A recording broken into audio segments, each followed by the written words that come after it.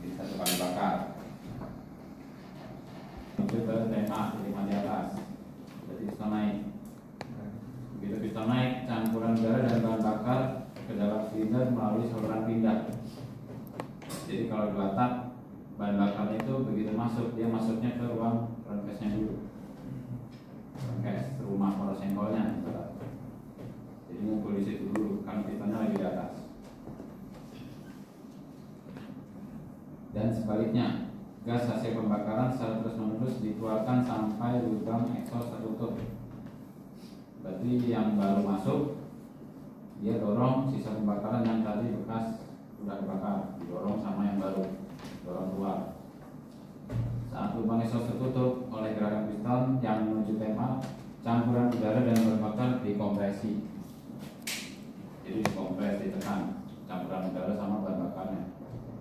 Saat lubangnya udah mulai ketutup, lubang exhaustnya ditutup, udah tadi kan mampet tuh, nggak ada lubang, rapat, ditekan, kompres. Namanya kompresi biasanya, atau ditekan. Pada saat itu juga lubang intake terbuka pada akhir langkah kompresi sehingga udara baru masuk ke dalam crankcase. Jadi sambil dia kompresi, intake-nya masuk bahan bakar yang baru, masuk ke crankcase yang tadi saya bilang, masuk ke crankcase dulu, dikumpulin dulu di situ. Terus ini piston ke atas, begitu udah businya meledak, downstroke, pistonnya turun ke bawah. Campuran udara dan bahan bakar dikompresi dulu api yang membuat terjadi pembakaran atau ledakan pada ruang bakar sehingga piston terdorong ke TMB. Jadi bergerak dari tema TMB turun. Pada akhir angka piston, lubang exhaust terbuka dan gas hasil pembakaran mulai keluar. Dan kemudian campuran udara bahan bakar yang berada di crankcase masuk lagi ke dalam silinder. Bingung nggak? Bingung ya bos? Ini gambarnya. Jadi saya bilang, ini crankcase atau rumah poros sengkolnya nih. Crankcase. Ini silindernya, ini exhaust, ini intake, ini saluran pindah. Tadi yang pertama naik ya, begitu dia naik, ini dulu ya, ini dulu turun. Begitu dia turun, isi. tadi ruang bahan bakar yang tadi crankcase, dia masuk ke sana, masuk ke ruang bakar melalui saluran pindah. Begitu dia turun. Nah nanti yang baru ini mendorong sisa pembakaran yang tadi sudah meledak. Kan begitu dia putar lagi naik, begitu exhaustnya sudah tutup, baru dia kompresi, mulai dari sini kompresinya, tekan ke atas. Begitu tekan ke atas, ini udah mampet, campuran udara bahan bakar masuk sini, ngumpul dulu di bawah. Ini ada klep satu arah. Apa namanya kalau di Batak biasanya? Klep satu arah. Ada yang main Batak sini, motor. Oh, pura-pura aja diam-diam. Dulu. Yamaha dulu 2 tak. Kalau punya pun belum tentu bongkar. Kenapa? Kalau punya pun belum tentu bongkar. Saya bongkar tapi nggak bisa masang dulu. Punya main Batak, joki doang. Baru. Keselak langsung jokinya pak. Jokinya keselak lah. Kalau misalnya motor satu arah namanya rival kalau nggak salah ya, sebutannya. Jadi dia bisanya udah ada bahan bakar yang masuk, tapi nggak bisa keluar. Kalau pernah tahu pompa minyak yang Oh, iya. nah itu kan satu arah. Naik tutup ya. Jadi udah lewat, sininya tutup, lewat lagi tutup. Nah itu kayak gitu modelnya. Jadi begitu ada isepan, ini kebuka, campuran udara sama bahan bakar masuk. Udah ngumpul dulu di crankcase sambil dia kompresi. Begitu meledak turun, udah yang di crankcase tadi kedorong lewat saluran pindah, tapi dia nggak bakal keluar karena ditutup. Karena begitu tekanan dari sini dia nutup. Pindah sini. Dorong yang baru, kan dorong yang bekas pembakarannya. Sini klep satu arah juga berarti ya? Ini nggak ada klep malah. Oh nggak ada klep? Nggak ada klepnya cuma di sini. Terus waktu bahan bakar masuk nggak kebuang tuh Pak? Yang ke atas pas Ya naik? pasti kebuang. Hmm. Makanya kalau 2 tak Berasap. suka nyium bau Bensin. Ya udah. Berarti dia ada sebagian yang kedorong kok. Bensin. Ya contohnya makanya 2 tak Boros.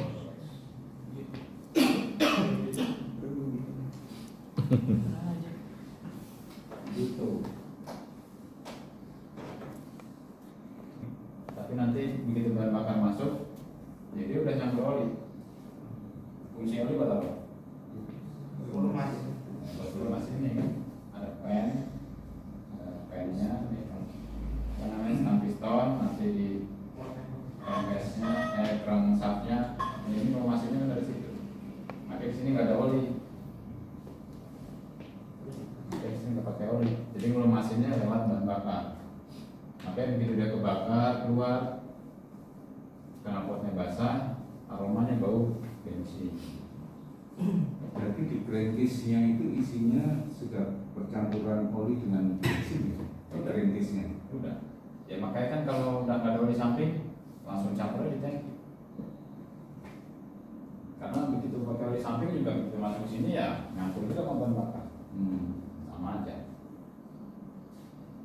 Makanya begitu Kalau oli sampingnya itu Pak kan kalau dicampur kan di tangki. Kalau dia misalnya di samping kan kondisinya nggak di tangki ya. Dia nyampunya tuh lewat karburator nggak? kayak intek, Oh iya. kayak intek masuk. Pokoknya masuk ke sini ya udah. Itu bahan bakar sama udara campurannya masuk, ya udah nyampur oli. Oli yang lumasin si stang piston sama crankshaft-nya, ya bensinnya ya udah ngumpul dulu di sini. Gitu. Karena di sini nggak ada oli.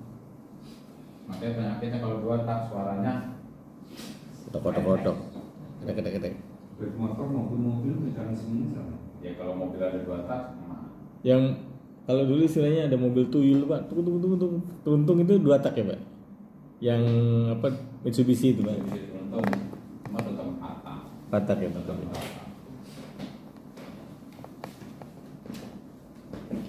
Makanya penyakitnya suaranya agak kasar kalau 2 tak. Karena kelemahannya olinya ya kan nggak ada oli di sini. Cuma melumasin doang dari bahan bakar. Dan ini sekali turun, sekali naik meledak, turun, naik meledak.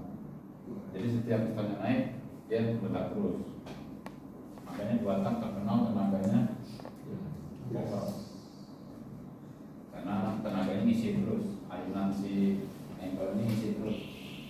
Begitu dia naik, meledak, ayun lagi, naik, meledak, ayun lagi terus. Jadi ngisi terus tenaganya. Jadi istilahnya putarannya lebih pendek Pak ya? Putarannya stabil, putaran ayunannya stabil. Ada yang tanya 2 tak, kayak gini pokoknya. Itu tiga. Ini di gambarnya 3, harusnya 2. Jadi cuma ada kompresi 1, kompresi 2. Olinya nggak ada. Ring oli nggak ada. Tahu kan disebut oli. Ini nggak ada olinya. Nggak ada olinya. Olinya cuma terus dari bahan bakar. Begitu bahan bakar ke sini, ya sini juga ikut basah juga. Ibarat yang penting licin gitu aja udah. Nggak harus disiram. Yang penting licin. Makanya kalau buat yang tadi saya bilang penyakitnya mesinnya pasti meletek. Mesinnya meletek. Jadi penyakitnya berarti antara sini aja. Stang seher sama ya si crankshaft. Bearing-bearingnya ibaratnya pasti dari situ. Penyakitnya.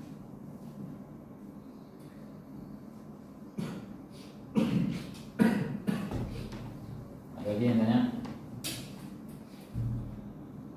Berarti kalau di sini nggak ada oli, masih perlu oli mesin nggak? Masih perlu oli mesin nggak? Nggak ada. Kan di sini nggak, saya bilang nggak pakai oli. Olinya udah nyampur dari bahan bakar kan? Di sini nggak ada oli. Itu masih perlu oli mesin nggak? Perlu Pak. Soalnya saya dulu ngisi tapi kerjanya belum tahu. Tetap perlu lah oli mesin. Kan oli mesin kerjanya buat transmisi. Kalau motor ya. Buat gigi kan. Oli mesin tetap isi buat transmisinya, koplingnya, pakai transmisi. Dan koplingnya kopling basah kasar, bendem. Tapi kalau punya motor 2 tak, olinya 2, oli mesin sama oli samping. Tapi kalau oli mesin lebih jarang ganti daripada yang biasa. Tapi kalau buatan borosnya malah di oli samping. Ya. Pelan-pelan masuk ini.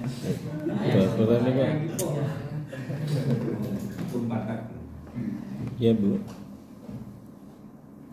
Gitu ya. Lalu? Berarti kalau punya 2 tak, olinya beli 2, oli mesin sama Iya. oli samping. Tapi oli mesinnya biasanya jarang ganti. Kalau motor 4 tak biasanya. Oh iya, nanti saya ambil ya sore ya. Isi 2 bulan biasanya Ya, masih makasih Bu. Ya. tergantung sikon. Kalau kondisinya motornya rembes, ya mau nggak mau rajin juga. Tapi tetap yang lebih boros oli samping, karena dia kan dipakai buat mesin sama dibakar. Karena mesti rutin.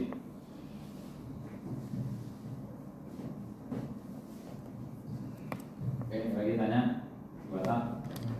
Sekarang 2 tak itu udah nggak ada yang produk apa masih ada produk? Udah nggak ada.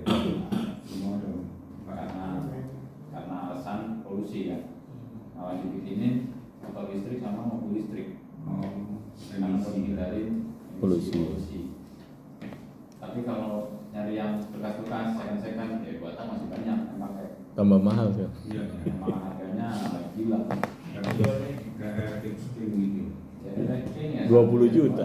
Ya, Kawasaki. LX, Kawasaki, apalagi Suzuki apa tuh yang lama-lama. Vespa, Vespa 2 tak ya Pak. Vespa yang Batak ada.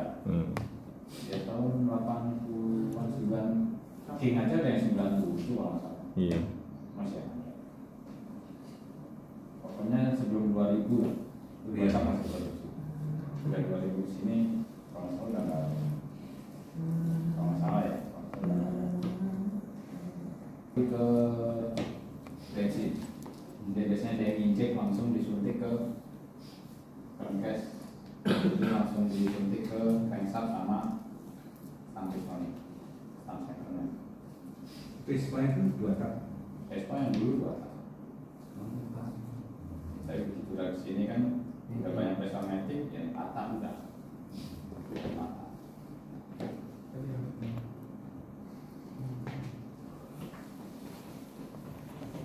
Macet. Ya bisa aja ke rumah saya pulang. Bisa juga karena overhead. Jadi kalau overhead, si piston itu mengembang. Begitu agak mengembang, ya dia masuk ke silindernya sini. Pak dulu kan ada Juga dari ring pistonnya juga bisa macet, mengembang. dulu kan ada motor A100 Pak. Itu biasa kalau udah jalan jauh 50 kilo gitu mati itu karena itu ya, karena kencet itu bukan? Itu Kencet. kan matinya bisa disewa nggak? Bisa setelah dingin hidup lagi. Itu kenapa overhead? Ya, berarti ada pengamannya ibaratnya. Kalau udah overhead, ya berarti ada yang diputus. Sama kayak kendaraan sekarang kalau udah overhead ada sensornya. Jadi kalau si sensor bilang, ini mesin lu udah Panas ya? overheadnya udah panas, dimatiin. Yang merintah SEU matiin mesin.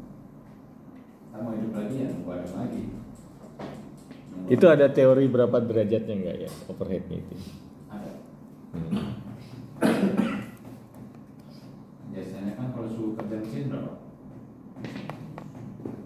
Suhu Berapa kerja ya? mesin 60. Jadi pokoknya mesin itu nggak boleh dingin, nggak boleh panas. Terlalu panas ya. Harus distabil. Ya, nanti bagian pendingin nanti ada. Bagian pendinginan. Makanya kan biasa pasti suka ngerasain tuh. Kalau naik kendaraan hujan-hujanan, biasanya kadang ada yang mesinnya jadi Tambah enak ya. nggak bertenaga, ada juga mungkin yang malah wah enak nih kalau jalan hujan-hujan. Hujan-hujan. Ya karena dingin. Hujan-hujanan aja. Nah, berarti kalau dua tak kan pakai 2 ring, Pak, ya? 2 ring. Berarti kalau 4 ring, Bu? 3. Kalau 4 tak nanti ada 3. Oh, ada 3. Ada 3. Fungsinya untuk apa? Ring. Fungsinya kalau di 2 tak kan ada 2, Iya. kompresi 1, kompresi 2. Oh. Fungsinya dibuat ngejaga kalau namanya kompresi juga pasti jagain kompresinya, tekanan. Bukan ditekan tuh yang gambar yang ini kan ditekan ke atas nih. Iya. Berarti dia kan akan bahan bakar dikompres, ditekan, dipadatkan. Nah si ringnya ini berarti buat jagain supaya kompresinya ini nggak bocor. Jadi tekanannya supaya maksimal. Kalau sini ada bocor, begitu ditekan ada bocor ke bawah. Nah nanti di sini kompresinya tuh Berarti ringnya mengembang gitu ya? ya memang harus untuk itu ya? Iya dong. Memang harus mentok sama silinder itu buat jaga. Iya sih. Makanya kalau tadi dibilang ngejim, berarti dia terlalu overhead, lembangnya terlalu Berlebihan ya. Oh, oversize gitu. ya bukan oversize, sempit jadinya. Makanya ngejim macet. Itu kalau kondisi panas, tapi kalau macetnya kondisi dingin, biasanya kan lubang busi dibuka masukin oli dulu panci. Agak sela-sela dulu sampai kayaknya mulai dapat, itu juga ada juga. Kalau kompresi juga sama gitu kan. Makanya kalau kompresinya itu ringnya bocor, kompresinya bocor, tenaganya biasanya hilang. Ciri khasnya kalau knalpot ngebunuh dulu kalau motor. Nah, kalau dua kan emang ngebul, tenaganya hilang, tenaganya nggak ada. Kalau yang 4 tak itu yang Kalau batang ngebul. Nanti jelasin lagi. Intinya kalau kompresi bocor yang batang tenaganya turun, pasti hilang. Tapi kalau kita dengar suaranya udah ngeden, tapi larinya udah biasanya udah kedengeran.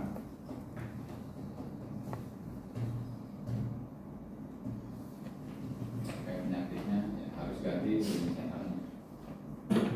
2 ring itu pengembangannya bergantian atau Bareng. bukan? Bareng. Jadi kompresi 1, kompresi 2. Kompresi 1 udah jagain utamanya. Kalau masih bocor, kompresi 2 yang harus jagain. Tapi kalau udah nyolos ya tenaganya turun. Berarti untuk backup ya. Makanya nanti kita coba pakai alat ukur tes kompresi. Karena tekanan kompresi itu juga ada standar Iya. untuk mesin itu. Nanti tesnya di lubang busi ya Pak ya? Di ruang busi, businya dicabut, nah nanti dimasukin alatnya. Nah nanti ada jalurnya kita selat. Nanti kita ukur berapa hasil ukuran. Standarnya berapa, dapat nggak? Kalau ternyata udah turun ya pasti tenaganya juga udah turun. Jadi tanya 2 tak. Oke prosesnya gini aja. Seperti atas bergerak. Makanya tenaganya lebih enak kalau batang. Oke nggak ada yang tanya? Oke. Tadi pengertiannya apa 2 tak? 2 kali. 1 kali pembakaran, 2 kali gerakan, 2 kali gerakan ini apa piston, lalu 1 kali putaran sengkol. Berarti kalau 4 tak, ya dari yang tadi aja. 1 kali pembakaran, 4 kali gerakan piston, 4 kali gerakan piston, 2 putaran poros sengkol. 2 putaran sengkol. 1 kali proses kerjanya, 1 kali pembakaran dilakukan 4 kali gerak piston kan patah.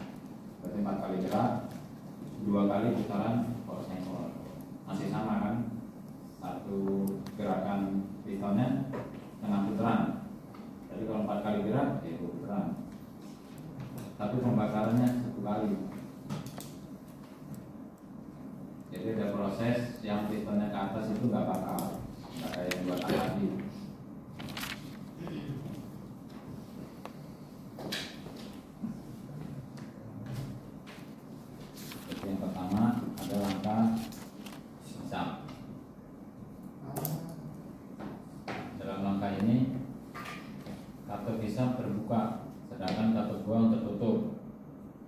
dan pistonnya bergerak dari TMA ke TMB, jadi dari atas ke bawah. Berarti yang bisa yang kebuka flat intake kan situ ada tulisannya, nggak usah mikir. Kalau bisa terbuka, benar kalau bikin menyebabkan dari kita ke bawah menyebabkan ruang silinder jadi vakum, makanya dia nyedot. Jadi kayak kalau pernah main suntikan atau semprotan nyamuk kayak gitu, begitu kita tarik kan nyusul karena ada vakum. Kecuali ada bocor, kalau ada bocor susah misalnya. Jadi masuk udara, masuk campuran udara dan bensin ke dalam silinder disebabkan adanya tekanan udara dari luar, atmosfer pressure. Ini yang tadi SMA-nya IPA mungkin ada beginian ya. Jadi isapan berapa, silindernya berapa, nyedotnya berapa banyak, itu biasanya ada. Yang pertama isap berarti pistonnya turun dari atas ke bawah. Yang terbuka flat intake. Terus selanjutnya kompresi. Tadi turun ke bawah, sekarang ke atas. Dalam rangka ini campuran udara dan bensin dikompresi atau ditekan, atau hisap dan katup buang tertutup. Jadi flat in sama flat X nya tutup. Jadi buat nahan karena mau kita kompres kan, jadi nggak boleh ada bocor. Jadi waktu piston naik dari TMB ke TMA campuran yang bisa tadi dikompresi, akibatnya tekanan dan temperatur jadi naik sehingga akan mudah terbakar. Kalau sengkol udah berputar satu kali. Di dua langkah ini kalau sengkol udah putar satu kali. Ada yang tanya sampai sini? Hisap sama kompresi. Kalau nggak ada lanjut. Habis dikompresi, habis ditekan, habis itu ada langkah kerja atau power stroke. Ini tenaganya di sini. Jadi yang menghasilkan tenaganya di sini. Dalam langkah ini mesin menghasilkan tenaga untuk menggerakkan kendaraan sesaat sebelum piston mencapai TMA. Pada akhir maka kompresi. Jadi yang kompresi tadi sebelum pistonnya sampai TMA, benar-benar TMA, biasanya berapa derajat sebelumnya busi membersihkan api pada campuran gas yang telah dikompresikan.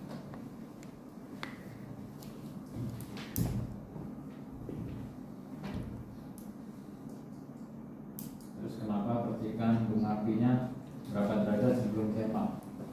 Kenapa nggak pas TMA aja? Gimana? Tadi kan dibilang busi memercikan api pada campuran gas yang telah dikompresikan sebelum piston sampai TMA pada saat akhir rangka kompresi. Berarti piston yang tadi kompresi belum sampai atas banget, itu sudah keluarin api. Tapi kan udah diledakin. Kenapa harus sebelum? Berarti kan sebelum tema. Kenapa nggak pas tema aja baru diledakin? Ada ruangan ledak. Apa? Saya tahu kan? Kanan itu bensin. Ya, bukan macet. Kalau macet lampu merah deh. Dia buat ngubur putaran, buat ngejar. Karena putarannya itu kan cepat. Kalau diledakin waktunya sebelum ujung di atas, berarti kan nanti tenaganya mulai benar-benar dari atas. Ini pistonnya di atas.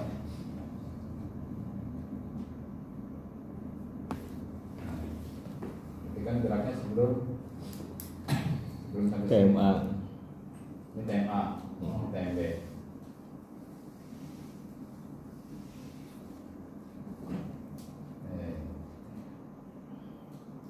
TMA ini TMB. Jadi piston belum sampai TMA, dia udah mengecikan api karena buat ngejar putaran sebuah sengkolnya. Ngerti kan? Buat ngejar putaran. Jadi dia sebelum sampai atas businya mercikan api, jadi meledaknya begitu TMA-nya atau pistonnya udah sampai TMA.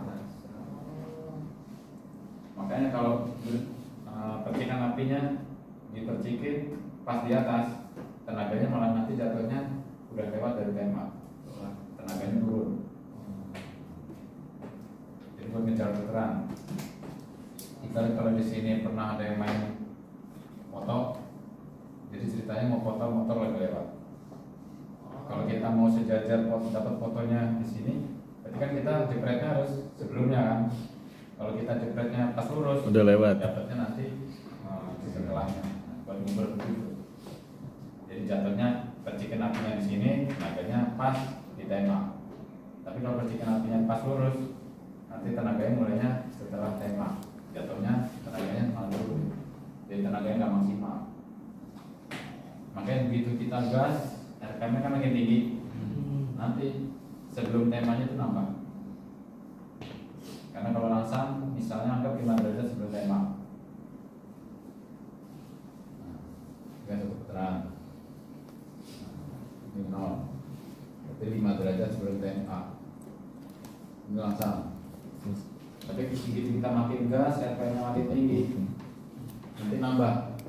Pengapiannya bisa makin cepat di 15 derajat atau bisa 20 atau bisa 25. Intinya semakin RPM-nya tinggi, derajat pengapiannya makin maju. Pengapian makin maju, jangan mundur. Kalau mundur tenaganya hilang atau malah biasanya berbet. Jadi pengapiannya nggak pas. Kalau penyakitnya berbet, jadi pengapiannya nggak pas. Itu bukan faktor busi, Pak. Busi kan dia masuk itu melebihi dari garis batas itu. Ya, Jadi kalau mentoknya itu berpengaruh ke udah hitungan pabrik. Mereka udah punya hitungan pabrik. Jadi tipikal nggak bakal mentok, nggak bakal nabrak busi. Kecuali businya standar pendek, kita ganti businya yang panjang, nah itu bisa mentok. Tapi selama kita gantinya sesuai standar, nggak bakal mentok. Makanya kan ada busi nanti yang bulinya panjang, ada yang pendek. Itu kan udah disesuaikan dari pabrik. Gitu. Jadi fungsinya ini waktu pengapian, jadi buat nguber putaran dan tenaganya. Makanya kenapa mobil sekarang atau motor sekarang minimal isinya pertama. Kan hitungnya dari bersih. Ya bukan dari bersihnya, hitung oktannya. oh Pertama oktannya berapa? 9 dua kan? Tamak ya? Pertalite 90. Dulu zamannya ada premium 8.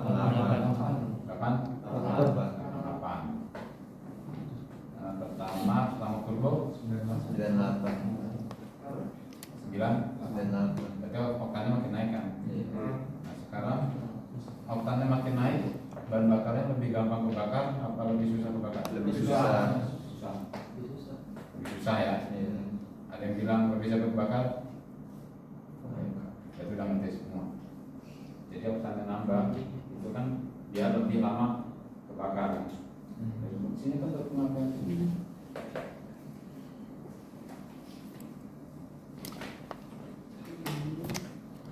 berarti kalau pesawat itu oktannya tinggi sekali. Kalau oktannya pesawat itu supaya kompresinya lebih tinggi juga. Kompresinya lebih tinggi. Tapi kalau bensin ya oktannya makin tinggi lebih lama kebakar. Makanya kalau standarnya pakai pertama tapi kita pakai pertalite itu kan udah beda dua ya. Itu biasanya ngaruh di pembakaran mesin. Jadi yang harusnya dia belum kebakar tapi dia pakai oktan yang lebih rendah, kebakarnya jadi lebih cepat. Jadi tema belum sampai atas dia udah udah kebakar, udah meledak. Itu Kalau biasanya. sebaliknya Pak, Kenapa? kalau sebaliknya, Pasangannya? kalau sebaliknya oktan lebih tinggi, Kalau sebaliknya oktannya lebih tinggi, ya pasti nanti kelamaan. Tenaganya biasanya nggak maksimal dan biasanya lebih cepat panas. Tapi yang sebelumnya yang oktannya lebih turun juga bergerak sama juga. Jadi lebih cepat panas dan tenaganya nggak ada juga.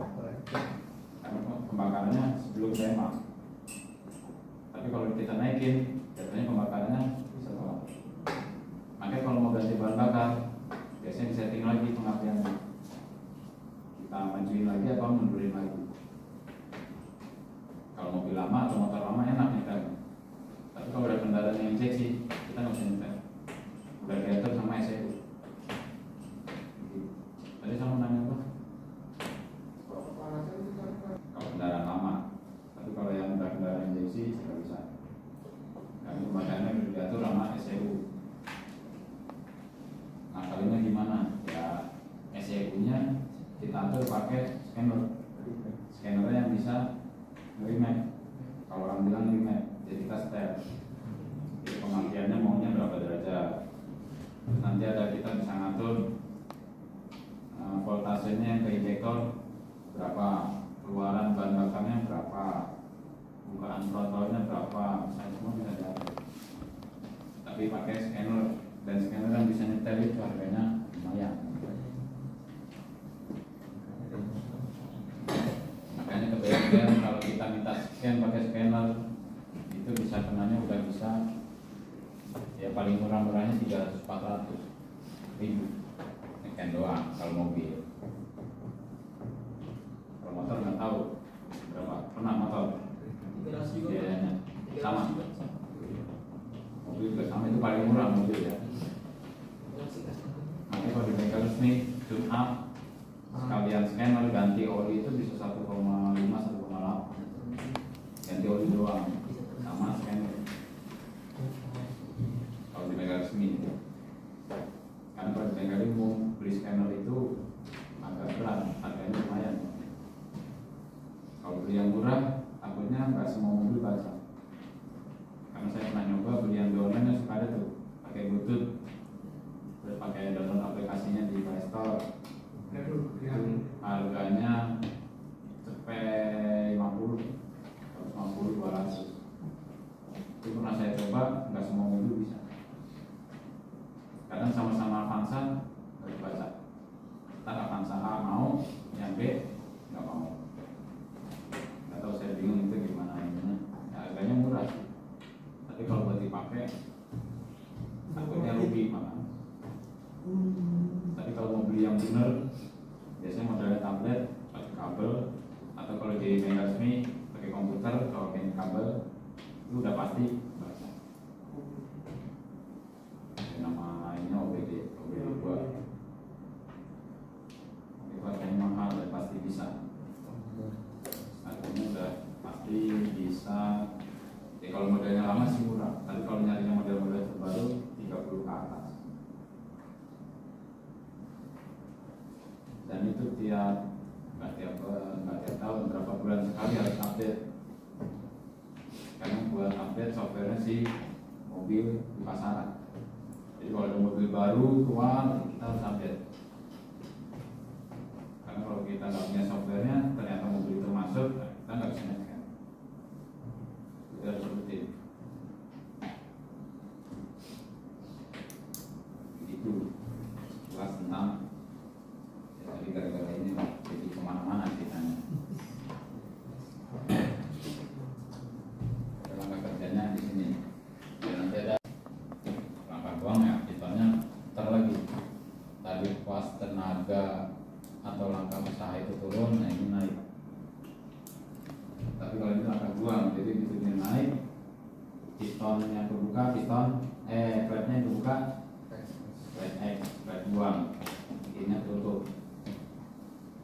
Bergerak dari TMB ke TMA, mendorong gas bekas kebakaran keluar dari silinder.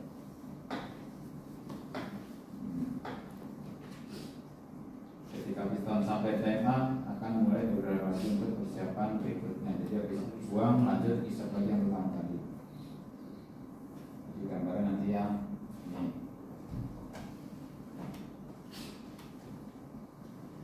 Terus isap, kompresi, terus kerja atau usaha dibuang. Tapi buang udah balik lagi bisa dibeli terus prosesnya sampai kita mati sih. Selama kita pakai kendaraannya ya begini aja terus. Bisa kompresi kerja buang, bisa kompresi kerja buang. Kalau naik naik turunnya itu hitungan detiknya berapa detik tuh, Pak? naik turunnya Nah, misalnya sampai 1 putaran gitu. ya tergantung kita gasnya berapa banyak. Kalau RPM gasnya kita bisa tepi, Berarti di RPM ya, ukurannya di RPM kelihatannya, Pak. ya makanya kan satunya RPM. Kalau putaran power cycle itu kan RPM. Kalau 1000 RPM 1000 kali. berarti 1 menit power cycle putar 1000 kali. 1 menit. Ya bayangin aja berapa detik berarti 1 putaran. Dus. 0,0 nggak tahu berapa lah. Jadi kalau kereta api lebih lama ya, dus. Tapi sama juga, hitungannya RPM. Hitungannya RPM. Berarti kalau kita gas sampai RPM-nya 5000, ya 1 menit putaran 5000 kali. Itu bayangin aja satu putarannya berapa detik. Nggak bisa dihitung karena hitungannya menit. Berapa kali dia putar. Saya juga nggak tahu dulu insinyurnya hitungnya gimana 1 menit bisa muter berapa kali. Tahu ya. Hitungnya dari mana? Hitungannya itu, hitungannya RPM. Jadi berapa kali sih crankshaftnya itu muter. Ini patah dia tanya. Yang sana rangkai sap, jadi piston bergerak dari TMA ke TMB, ratingnya dibuka, bisa sudah turun, terus lagi dari TMB ke TMA, in sama exit tutup, dikompres, sudah kompres sampai atas percikan api, dia meledak turun dari TMA ke TMB, rangka usaha, in sama X masih tertutup. Dan begitu dia naik lagi, in tertutup, X-nya terbuka. Dia bergerak dari TMB ke TMA, dorong sisa kebakaran tadi keluar ke knalpot. Udah gitu langsung balik ke sana. Terus gitu prosesnya selama kita pakai kendaraannya.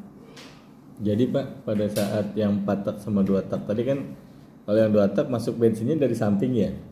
Dari Kalau tengah. gambarnya ya dari tengah. Kalau ini dari atas semua ya berarti. Dari atas.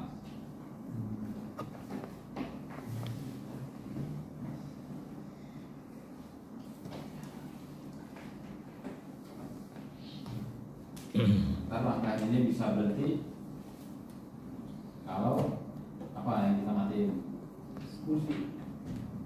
kursinya atau pengapiannya kan motornya mati tuh, jadi pengapian putus kan, dia udah baru mati nanti.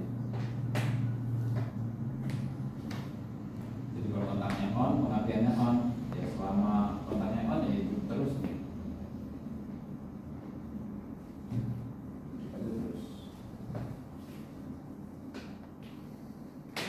Jadi starter itu menghidupkan busi ya Pak? Gitu ya. Enggak. Apinya kan? Enggak. Api kan pengapian. Starter itu cuma buat putaran awal. Kalau udah ada starter elektriknya. Tapi kalau starter yang nggak ada, engkol. Engkol ya. Kalau mobil dulu kan suka ada. Ada depan. Kalau mesin apa namanya kelapa, tarik. Ditarik.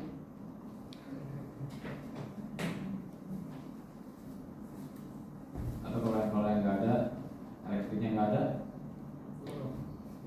dorong. Kan suka ada tuh angkot, mogok nih dorong. Itu kan buat muterin sih sensornya. Makanya harus masuk gigi. Kalau netral ya dia nggak muter. Harus masuk gigi. Paling nggak gigi 3 biasanya. 3 atau 2 Ya lebih ringan Pak ya.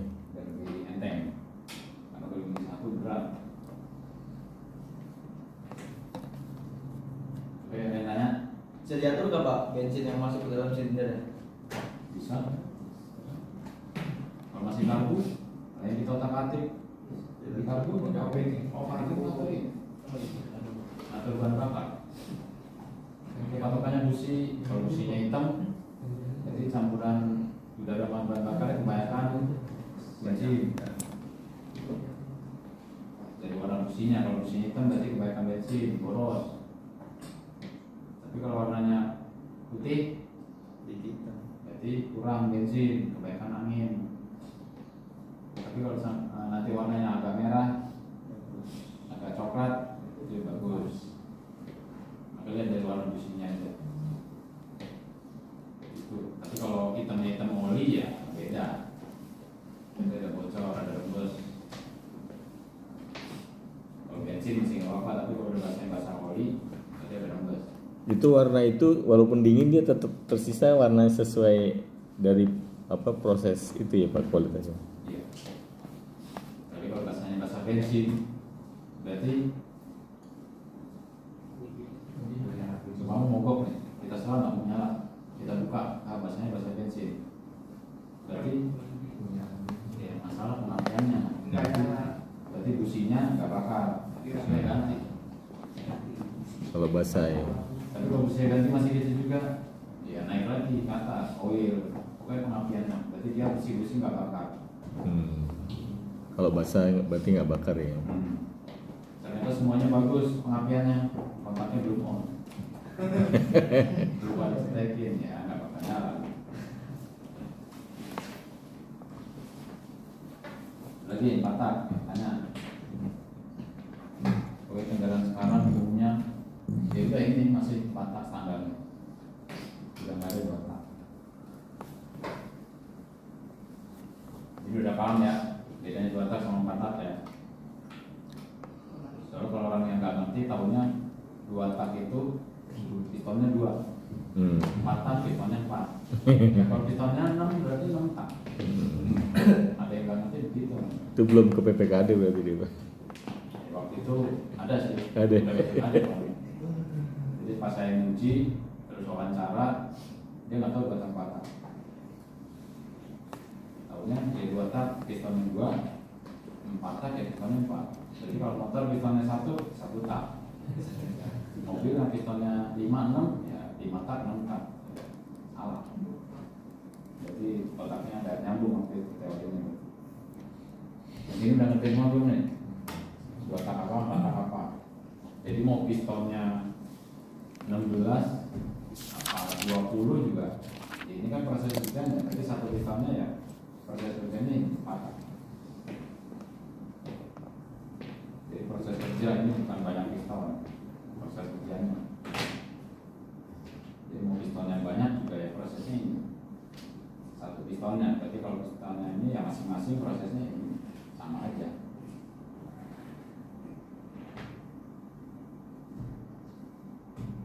Oke, patah. Oke ya. Sekarang pistonnya bergerak.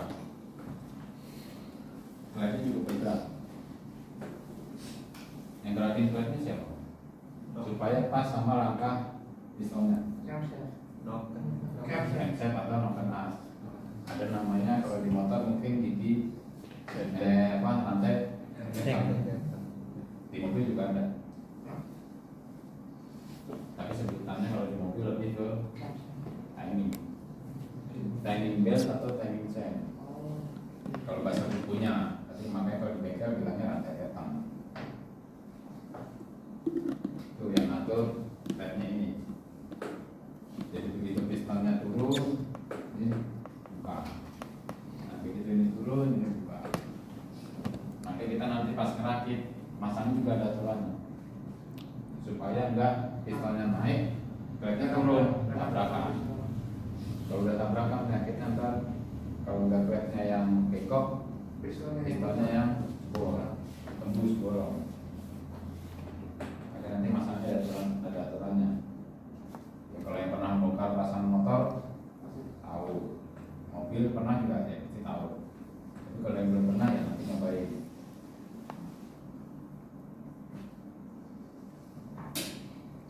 Lebih gampang mobil sih kalau saya bilang daripada motor.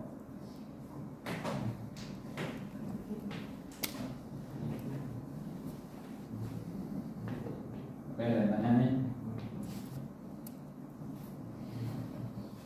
Nggak ada? Nggak ada, kita lanjut.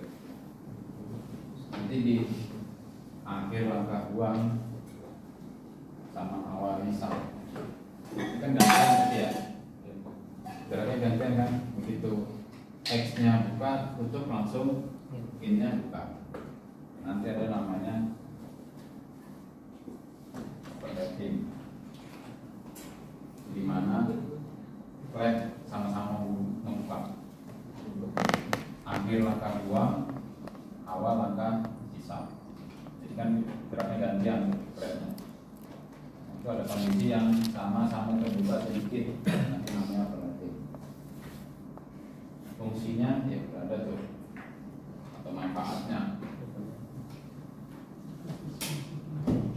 sebagai pembilasan ruang bakar piston silinder dari sisa-sisa pembakaran, terus buat pendinginan suhu dari ruang bakar, membantu exhaust scavenging atau pelepasan gas buang, memaksimalkan proses pemasukan bahan bakar.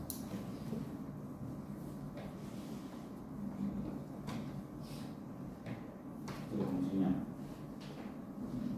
tapi sedikit doang, jadi buat gantian doang.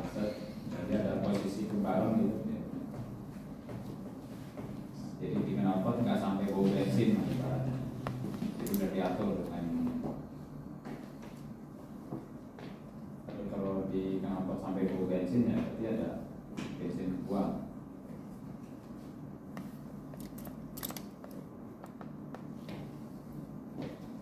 Oke, ada yang tanya? Dua tak.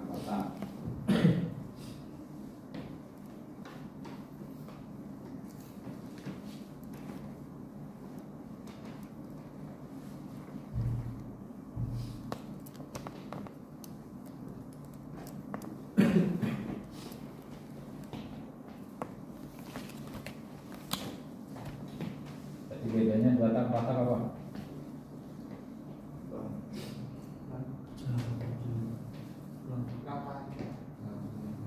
Air pasti beda.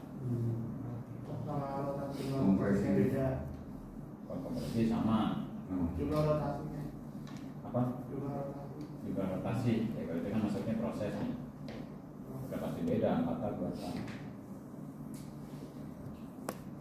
Tuh. Kan tadi dari gambar kelihatan. Yang 2 tak nggak ada krednya. Yang 4 tak ada krednya. Kalau nggak ada krednya udah pasti nggak ada rantai timing. Kalau ada krednya udah pasti ada rantai timingnya atau rantai kepangnya. Terus ring olinya di 4 tak ada, di 2 tak nggak ada. Makanya di 4 tak ringnya ada 3. Kalau 2 tak ringnya ada 2.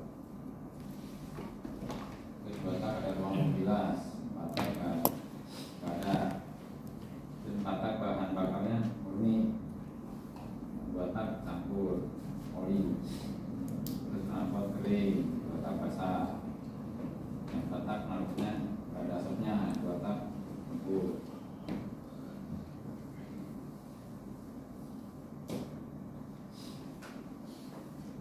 Jadi kalau bedanya ini ada yang ketuker, berarti ada yang aneh di sini. Kayak 4 tak ngebul, olinya knalpotnya basah, itu udah tanda. Tapi kalau bilang 2 tak knalpotnya kering, ya udah aneh.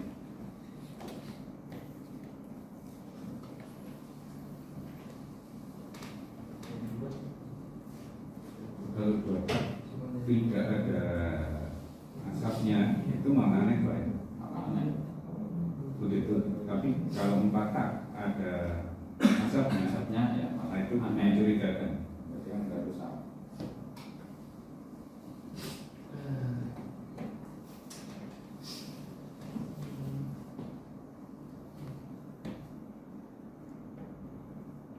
Ada yang mau nambahin bedanya? Kali saya ada yang tinggalan gitu nulisnya.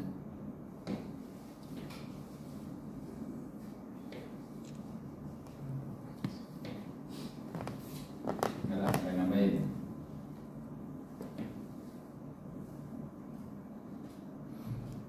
Tambahin 2 tak berisik. Berapa yang berisik? Berisik kalau 4 tak berisik aneh berarti. Kalau batang berisik ya knalpotnya rusak. Iya, jadi aneh orangnya. Orangnya yang aneh. Berarti knalpot racing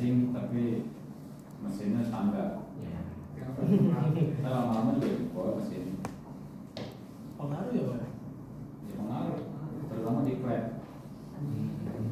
Kalau mesinnya standar tapi ganti knalpotnya racing atau bubukan, yang kena nanti klepnya biasanya awalnya agak meletek nanti karena buangan apa namanya udara bekas bakarnya knalpotnya terlalu ngeplong, terlalu los, terlalu los. Karena kalau knalpot standar itu kan buat nahan udaranya dulu, jadi nggak langsung dibuang. Ya memang kalau awal ganti enteng, pasti kalau ada yang pernah ngerasain standar tapi ganti knalpotnya racing, pasti merasanya enteng, kayak tarikannya tuh enak gitu. Tapi ntar lama-lama mesinnya ya dibuang. Makanya harus disesuaikan. Kalau mau ganti knalpot racing ya mesinnya tak ketik dulu, mungkin dari setelan klepnya dirubah atau noken asnya kita ganti yang racing, disesuaikan. Kalau ring sektor patah itu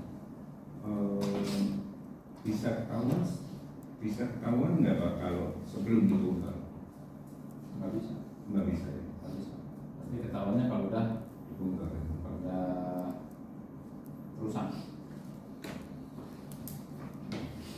misalnya ngebul kita bongkar, bisa aja ringnya patah.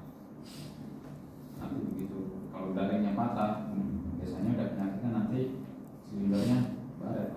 Ya. Silinder pasti baret. Makanya kalau mesinnya udah mulai ada suara-suara, ya dikenalin suaranya. Apa suara Titik. klepnya, apa suara pistonnya, apa suara stancer, apa suara crankcase, apa crankshaftnya, itu harus ada tanda-tandanya. Apalagi kalau udah bunyi-bunyi tapi knalpotnya juga ngebul, nah itu udah parah. Itu biasanya ojol. Biasanya ya. Iya sih Pak. Nggak bilang ojol lah, ojol ya. Pokoknya kalau sering lihat motornya baru, ya Aerox atau NMAX yang baru atau PCX, atau suaranya motor ngeliat plat nomornya, kalau motor baru nih, tapi suaranya udah ngetek, itu udah nggak ada perawatan berarti. Dia ngejar setoran dulu. Yang ngejar setoran, motor belum lunas, servisnya udah banyak. Biasanya ya udah susah. Kita bayarin juga ongkosnya banyak. Dan bayarin nurusin cicilan yang ada di repot. Makanya paling nggak olinya jangan telat. Karena penyakit itu kan dari awalnya dari oli. Dari oli. Udah oke, ada yang tanya nih perbedaan.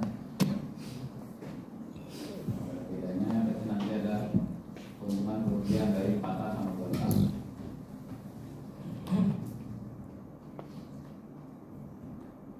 Dari bahan bakar, berarti patah berdiri, botak lebih polos.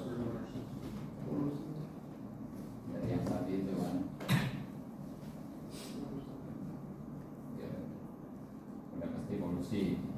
Hubungannya kan sama situ. Terus kalau panas, patah berbeda, patah lebih tinggi.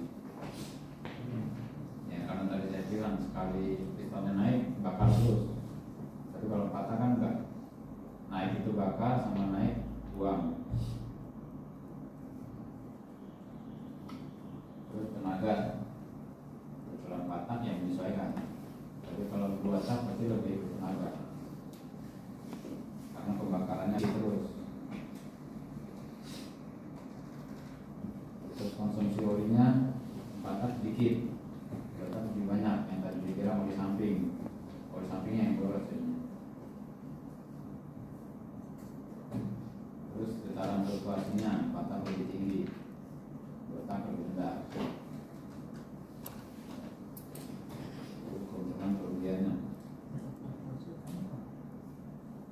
Yang tadi apa polusi ya, sehingga harus ditulis gas buangnya. Yang 2 tak pasti polusi, yang 4 tak enggak. Oh gitu. Tapi sekarang 4 tak dengan polusi juga. Kalau nggak mau polusi, mobil listrik atau motor listrik sama aja.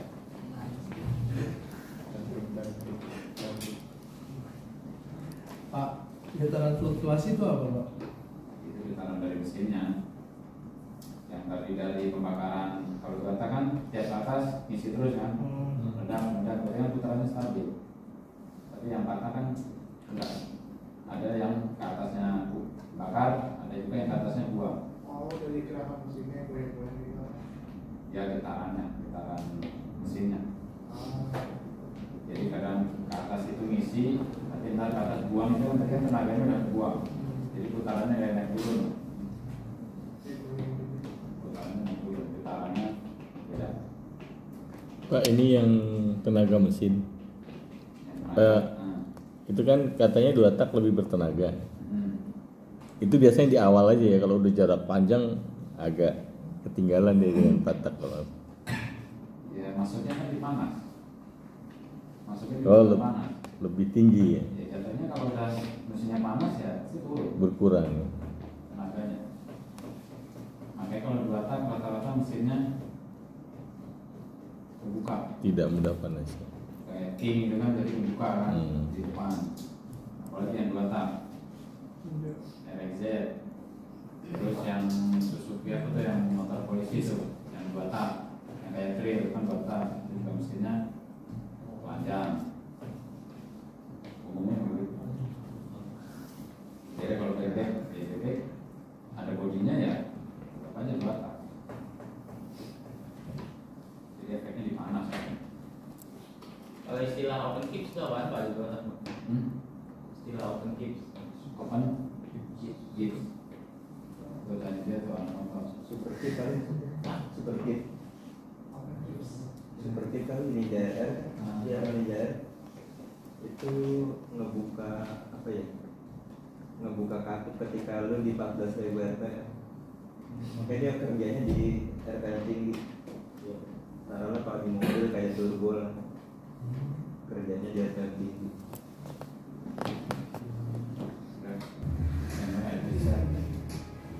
Banyak. Oke, kalau semuanya selamat kembali di channel besar dan sebelum mengalir. Di video kali ini kita akan membahas seputar full stroke versus two stroke, 4 tak versus 2 tak.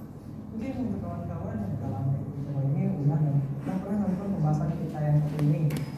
Jadi di video ini kita refresh keputusan untuk buat ulang biar lebih fresh dan juga kita butuh waktu tambahan untuk riset konten selanjutnya. Jadi samping itu kita meminta tolong ya kawan-kawan semua yang akan keberatan dengan cara menekan like-nya agar channel-channel yang berkaitan dengan teknologi dan edukasi seperti ini bisa bersaing di YouTube. Jadi bukan cuma channel Episode tapi channel-channel lainnya juga. Kalian bisa bantu dengan tekan tombol like-nya setiap kali kalian menonton video dari channel tersebut. Dan untuk kawan-kawan yang lainnya sebelum akhirnya disalurkan pada roda kendaraan.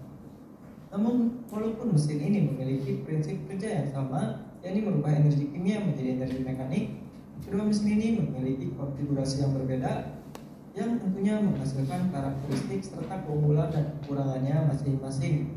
Seperti contoh sederhana, pasti kawan-kawan tahu kalau mesin 2 stroke memiliki power yang lebih baik jika dibandingkan dengan mesin 4 stroke. Sedangkan mesin 4 stroke memiliki efisiensi penggunaan bahan bakar yang jauh lebih baik dibandingkan mesin 2 stroke. Nah, pertanyaannya kira-kira bagaimana sih hal ini bisa terjadi? Agar kita bisa lebih mudah memahaminya, kita bakal ulas dulu sistem kerja dari setiap mesin-mesin ini.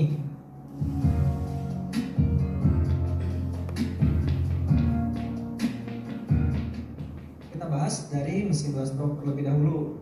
Karena mesin 2 stroke ini memiliki part-part dan mekanisme kerja yang lebih simpel jika dibandingkan dengan mesin 4 stroke. Untuk part-part yang terdapat pada mesin 2 stroke, yang pertama adalah crankcase, yang kedua crankshaft, yang ketiga reed valve atau batu puluh,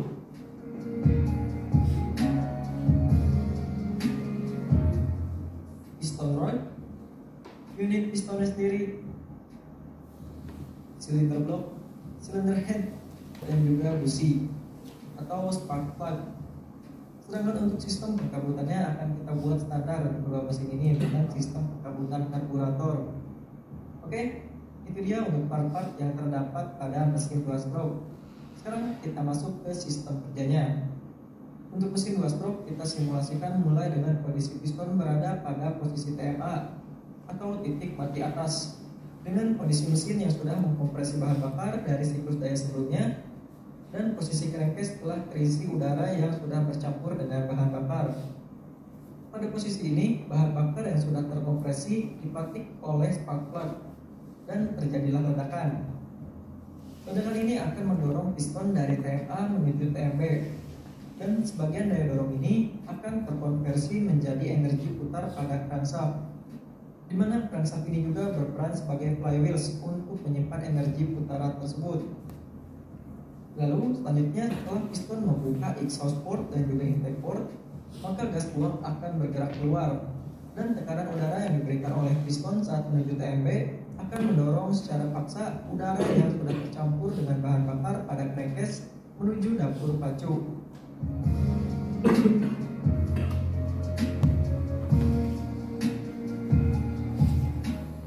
Di sini mungkin kita akan timbul pertanyaan, mengapa udara tidak bergerak kembali keluar melalui saluran intake? Ini bisa terjadi dikarenakan adanya ring valve atau katup buluh yang berfungsi sebagai pintu searah masuknya udara. Oke, setelah piston mencapai TMB, energi yang tersimpan pada crankshaft dan komponen-komponen flywheels lainnya akan menggerakkan piston kembali menuju TMA dengan tujuan mengkompresi bahan bakar yang berada pada dapur pacu tersebut.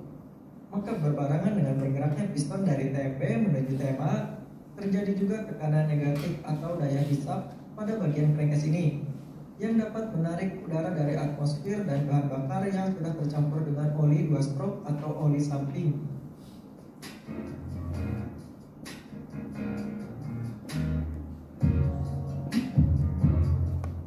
Selanjutnya, saat sebelum piston mencapai TMA, berkisar di sekitar 15 derajat sebelum TMA tergantung pabrikan dan settingan, bahan bakar akan dipatik oleh spark plug atau busi untuk memberikan jeda waktu merambatnya api hingga piston mencapai TMA.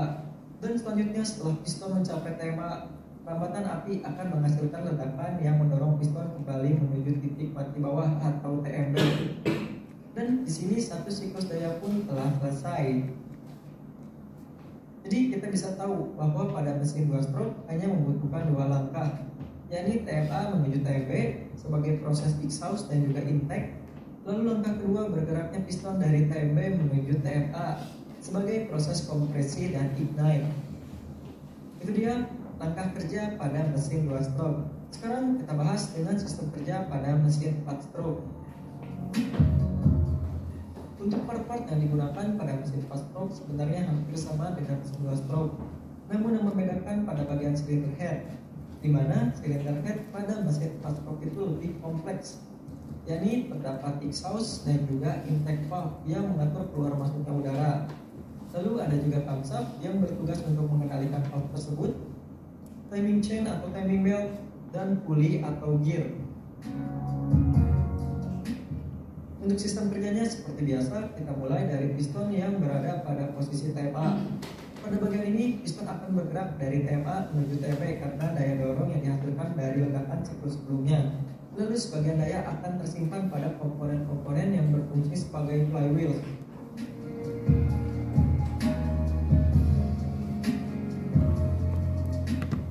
Setelah piston mencapai TMB, maka energi yang tersimpan pada crankshaft dan komponen flywheels lainnya akan mendorong piston kembali menuju TMA. Di mana pada saat piston bergerak menuju TMA, token pada crankshaft akan mendorong exhaust valve dan sisa gas buang akan terdorong keluar melalui exhaust port menuju atmosfer.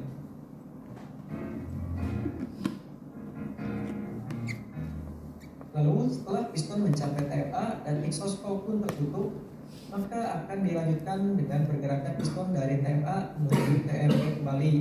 Namun berbarengan dengan itu, intake valve akan terbuka dan tekanan negatif atau daya hisap pun terjadi pada dapur pacu. Daya hisap ini akan menarik udara dari atmosfer melalui karburator yang mengakibatkan turbulensi pada karburator. dan membawa partikel-partikel bahan bakar bersama dengan udara menuju dapur pacu hingga intake valve tertutup dan piston mencapai TMB.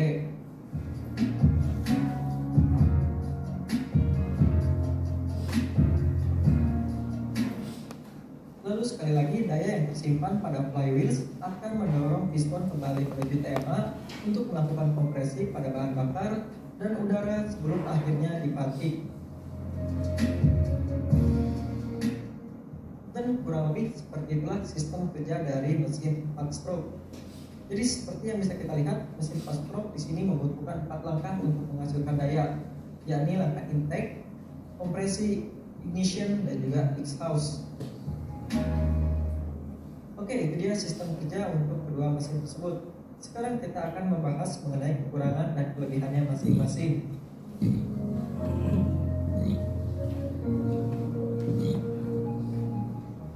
Kita mulai dari kelebihan dua stroke terlebih dahulu. Untuk kelebihan yang pertama adalah siklus daya lebih cepat karena mesin ini hanya membutuhkan 2 langkah pada setiap siklus dayanya. Lalu yang kedua adalah max RPM yang tinggi karena seperti yang kita lihat, mesin 2 stroke tidak menggunakan valve yang bergantung pada spring, di mana spring ini bisa membatasi max rate pada mesin. Lalu yang ketiga adalah konstruksi mesin yang lebih simpel yang membuat biaya produksinya lebih rendah dan juga lebih mudah untuk di-maintenance serta dipelajari. Dan yang terakhir adalah bobot mesin yang jauh lebih ringan.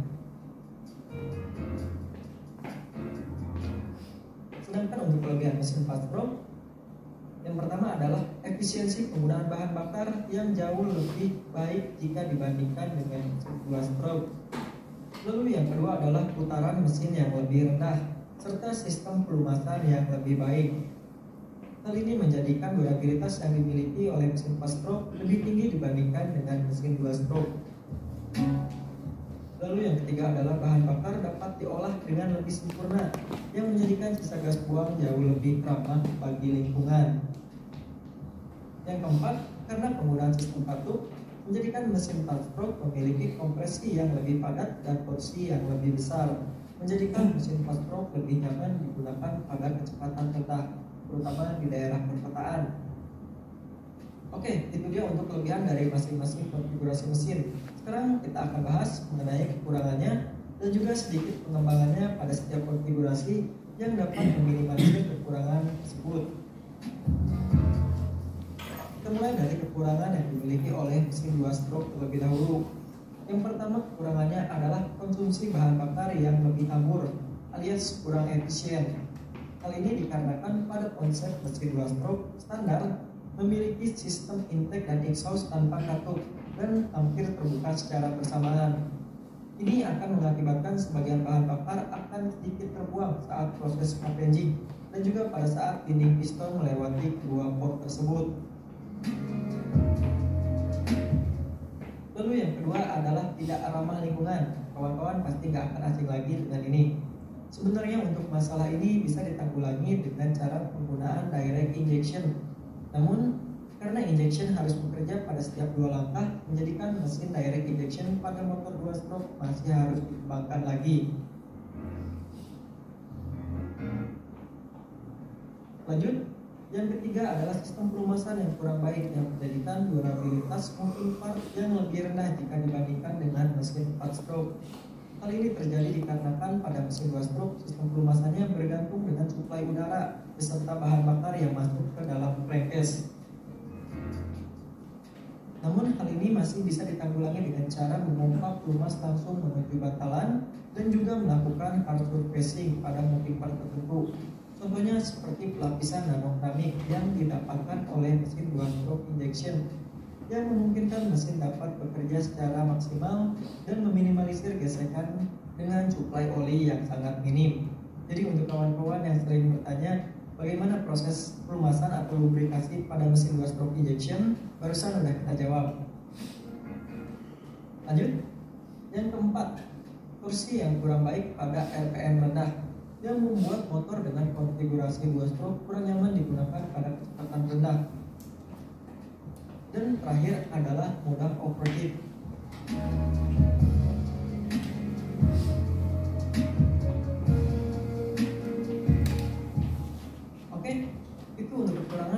mesin 2 stroke. Sekarang kita bahas mengenai kekurangan mesin dengan konfigurasi 4 stroke. Untuk kekurangan mesin 4 stroke yang pertama adalah respon mesin tidak sebaik mesin 2 stroke karena penggunaan sistem katup yang dapat membebani mesin. Yang kedua, power yang dihasilkan tidak sebesar mesin 2 stroke. Namun hal ini bisa dikejar dengan penggunaan variable out timing atau VTP dan juga sistem force induction. Yang ketiga, konstruksi lebih kompleks yang menjadikan mesin 4 stroke memiliki gaya assembly yang lebih tinggi dan juga lebih sulit untuk dipelajari jika dibandingkan dengan mesin 2 stroke. Dan terakhir adalah bobot mesin yang lebih berat.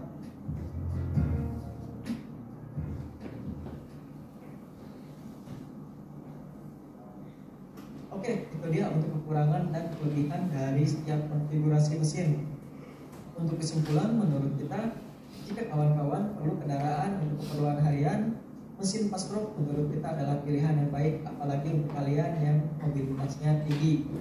Sedangkan untuk mesin 2 stroke, mesin ini lebih diperuntukkan untuk kawan-kawan yang hobi dengan mesin tersebut, atau juga mengincar kecepatan dengan daya perawatan yang rendah, atau bisa juga yang bergerak dalam ajang kompetisi.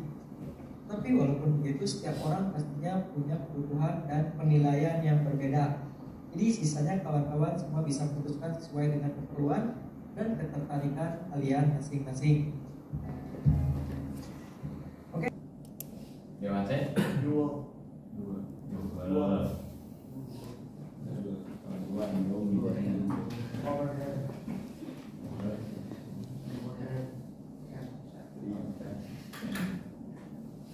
Berarti apa? Dua kaca Berarti kancatnya ada 2, di atas. ada di atas. Oke. Yang ini Overhead down. Head down.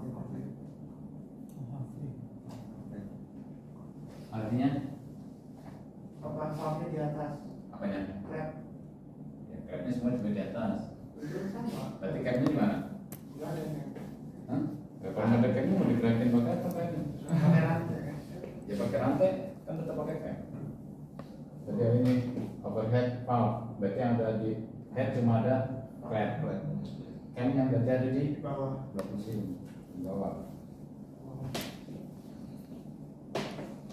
Jadi kalau ini secara gambarnya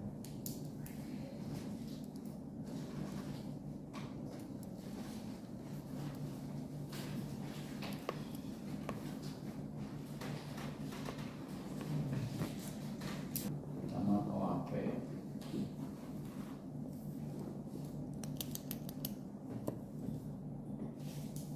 Nanti kita praktek malah yang ini yang 03. Oh, HP ya. OAP yang kita praktek nanti.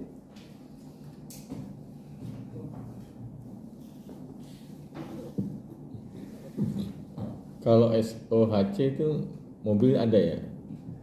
Ada mobil pulang. Lama ya. Mobil lama. Jadi setelah OAP pengembangannya nanti SOHC. SOHC pengembangan lagi. SOHC. Kalau mau pengembangan lagi dari 3, nah, ribet nggak ada. Makanya Oh, ini justru yang paling lama ya OHP ini ya? yang paling lama, paling duluan. Ya, ibarat 9 bulan juga ada. Sudah ada 8 bulan. Ini kendaraan tipe-tipe apa Pak yang masih pakai dulu ya? Kalau yang saya tahu sih Kijang sama HS. Yang OHP ya? Setahu saya. Kalau ada yang lain, saya juga belum tahu. Tapi kalau yang umumnya sekarang yang dewasa yang tengah umumnya. Dan udah nggak ada rapal-rapalnya kan sesuai gambar. Makanya kalau diukur celahnya kan sekarang kan celah flat. Ini kan diukurnya nanti sih. Kalau ini udah mulai renggang kan nggak bisa di setel. Ya, nanti ganti ininya, koinnya. Ininya ganti. Ada yang koinnya doang ganti, atau yang sama mangkoknya. Tergantung mobil. Kalau kerjanya dia valve-nya begini ya? Ini naik turun. Naik Makanya turun. kan ngikutin camnya ada tonjolan. Oh. Nah, kalau ini muter Itu ada giginya berarti di situ ya. Nah, giginya kan ini. Giginya ini. Oh itu di tengah posisinya ya. Camshaftnya ini udah nempel sama timing gear. Nah ini nanti ada giginya. Nah ini juga. Ini juga. Jadi sekali ini muter semua. Ini yang terakhir camshaftnya. Nah camshaftnya nanti tonjolannya ini kalau pas nasinya ini Turun ya. Just. Berarti bentuknya nggak lonjong itu ya, apa? Ada benjolan gitu ya? ada benjolan. Ntar pas kalau belum pernah lihat, ntar kita bongkar master mesin baru. Nah, semuanya itu pakai tab nggak sih pas waktu di power itu? Pakai. Semuanya pakai. Pakai. Di sini pakai. Nah, nanti ada pair plate di sini. Pakai. Kalau nggak ada pairnya ya dia baliknya pakai apa?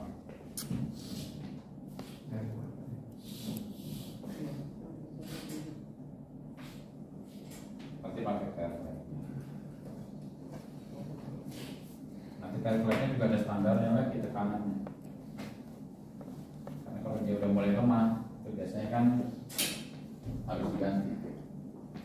Karena kalau nggak diganti, pengaruhnya nanti ke tenaga, tenaga rem atau ke bahan bakar.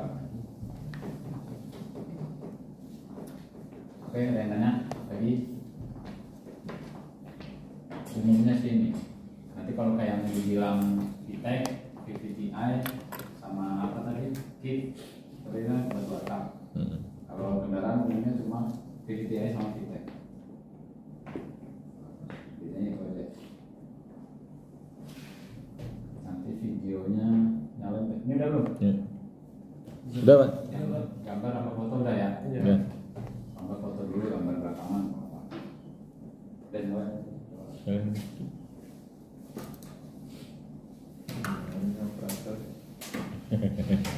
Terus kopinya masih ada nggak diminum? Biar semangat.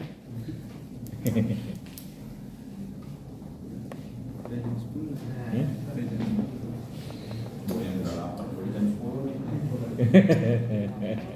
Kasih bonus Pak. Lalu mau operator.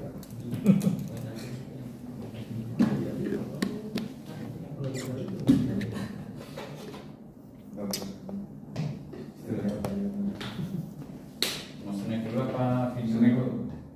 Snack dulu. Udah snack itu datang belum? Udah Pak. Ya.